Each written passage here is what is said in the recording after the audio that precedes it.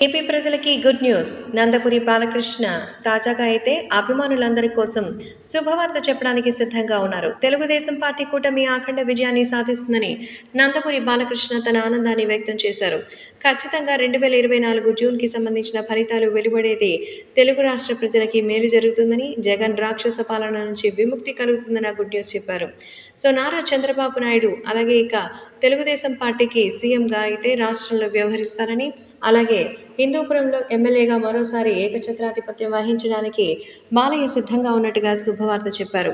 తాజాగా నిర్వహించిన సర్వేలో రిపోర్టులు చాలా అద్భుతంగా వచ్చాయని, పర్సంటేజ్ కూడా చాలా గణనీయంగా ఉందని, తెలుగుదేశం, బీజేపీ, జనసేన కూటమి అధికారంలోకి వస్తుందంటూ శుభవార్త చెప్పారు మన నందమూరి బాలకృష్ణ. నందమూరి బాలకృష్ణ ఎలక్షన్స్ కోసం ఎంతగానో కష్టపడ్డారు.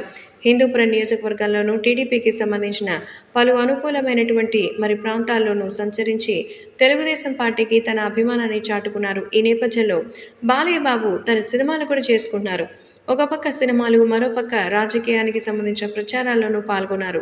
ప్రస్తుతం ఆరోగ్యం కూడా సరిగా లేకపోయినా ప్రస్తుతం తను నిర్వర్తించాల్సిన పనిని మాత్రం ఎంతో చక్కగా చేస్తుండడంతో అందరూ కూడా ఎంతో ఆనందంగా మెచ్చుకొని శుభాకాంక్షలు అందించినట్టుగా అయితే తెలుస్తోంది.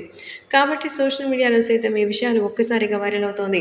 జూనియర్ ఎన్టీఆర్ త్వరలోనే రాజకీయానికి సంబంధించి కూడా ఒక కీలకమైన నిర్ణయం తీసుకుంటారంటూ జూనియర్ ఎన్టీఆర్ కూడా తెలుగుదేశం పార్టీ వ్యక్తి అంటూ చెప్తున్నారు.